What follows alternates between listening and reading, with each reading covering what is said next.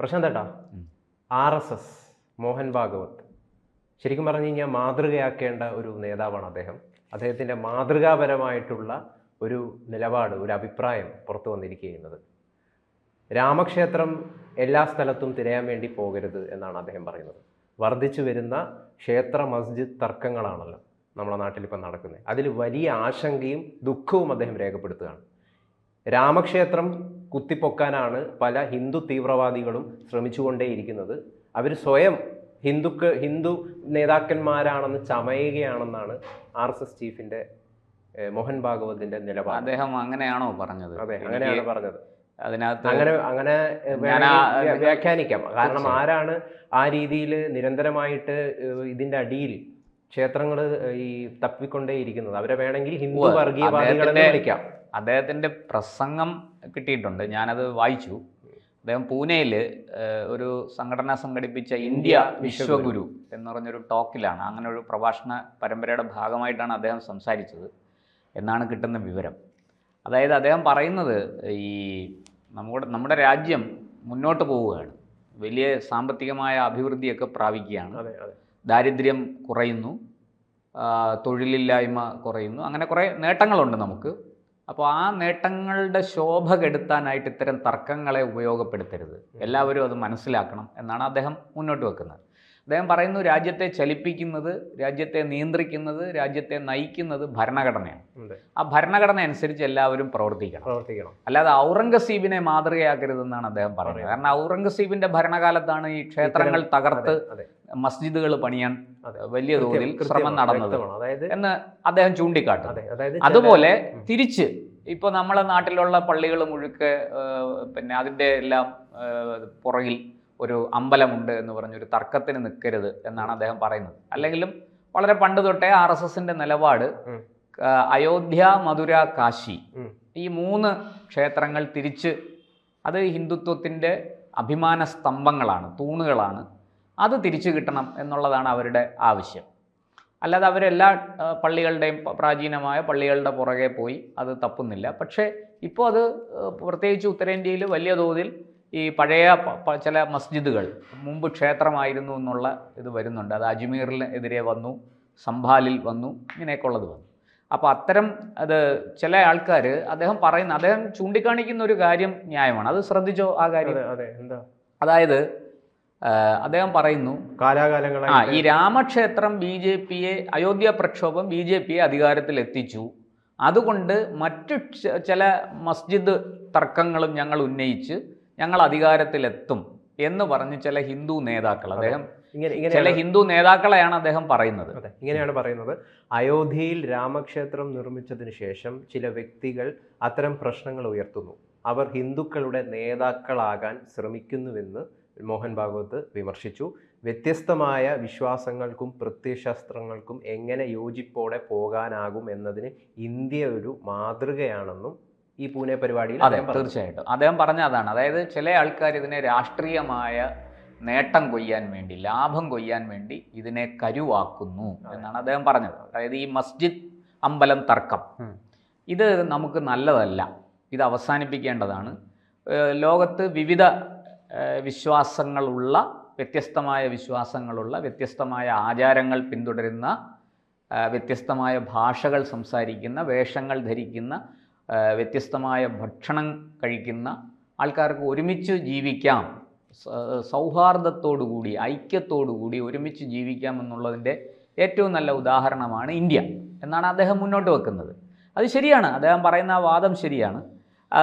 ഇപ്പോൾ ഉണ്ടാകുന്ന ഈ തർക്കം അംഗീകരിക്കാൻ പറ്റത്തില്ല.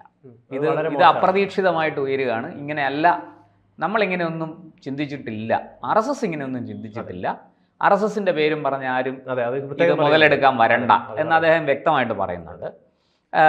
ഈ ലോകം ഇന്ന് ഭാരതത്തെ ഉറ്റുനോക്കുകയാണ്. കാരണം എന്താ, ഈ ലോക ഗുരുവാണ് ഭാരതം, വിശ്വഗുരുവാണ് ഭാരതം. അപ്പോൾ ലോകത്തെ നയിക്കാൻ ഭാരതത്തിന് കഴിയും. അതുകൊണ്ട് ലോകം ഭാരതത്തെ ഉറ്റുനോക്കുകയാണ്. ഒരുപാട് കാര്യങ്ങളിൽ ഭാരതം മാതൃകയാണ്. അപ്പോൾ അതെല്ലാം കൂടി വെച്ചുകൊണ്ട് നമ്മൾ മുന്നോട്ടാണ് പോകേണ്ടത്. പകരം നമ്മൾ ഇത്തരം തർക്കങ്ങളിൽപ്പെട്ട് നമ്മുടെ ഈ മുന്നോട്ടുള്ള ഗതി തടസ്സപ്പെടുത്തരുത്. നമ്മുടെ വികസന പ്രവർത്തനങ്ങളും രാജ്യത്ത് ഒരുപാട് മുന്നേറാനുണ്ട്. വിദ്യാഭ്യാസത്തിലും ആരോഗ്യത്തിലും കൃഷിയിലും ഒക്കെ നമ്മൾ മുന്നേറാനുണ്ട്.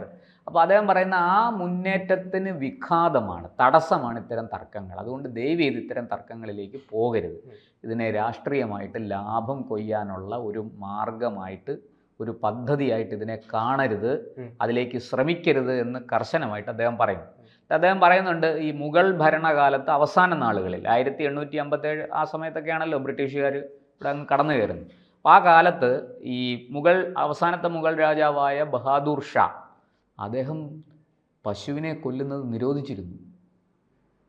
കൗ സ്ലോട്ടർ എന്ന് പറയുന്ന പശുവിനെ കൊല്ലരുത്, അത് നിയമം മൂലം നിരോധിച്ചു. പശുവിനെ കൊല്ലുന്നവർക്ക് ശിക്ഷ കിട്ടുമായിരുന്നു. അങ്ങനൊരു നിയമം ഈ രാജ്യത്ത് കൊണ്ടുവന്ന മുഗൾ ഭരണാധികാരികൾ പോലും ഉണ്ട് എന്ന് അദ്ദേഹം ചൂണ്ടിക്കാട്ടുന്നു. അദ്ദേഹം പറയുന്നു അതിനെല്ലാം തുരങ്കം വെച്ചത് ബ്രിട്ടീഷുകാരാണ്. ഈ ഹിന്ദു മുസ്ലിം ഐക്യം അത് ശരിയാണ്. നമുക്കറിയാം 1906 ബംഗാൾ വിഭജനം ഉണ്ടായി. അത് എത്ര വർഷം, ഏതാണ്ട് കുറച്ച് വർഷങ്ങൾ കഴിഞ്ഞപ്പോൾ അത് പിൻവലിക്കേണ്ടി വന്നു. കാരണം അവിടുത്തെ ഹിന്ദുക്കളും മുസ്ലിങ്ങളും ഒറ്റക്കെട്ടായിട്ട് നിന്ന് ബംഗാൾ വിഭജനത്തെ എതിർത്തു, അല്ലേ? എതിർത്ത് തോൽപ്പിച്ചു, ബ്രിട്ടീഷുകാരൻ്റെ കുതന്ത്രത്തെ തോൽപ്പിച്ചു. ആ തോൽപ്പിച്ച ജനതയാണ് 1947 ഞങ്ങൾക്ക് 2 രാജ്യങ്ങൾ വേണം എന്നാവശ്യപ്പെട്ട് 2ആയിട്ട് പിരിഞ്ഞത്.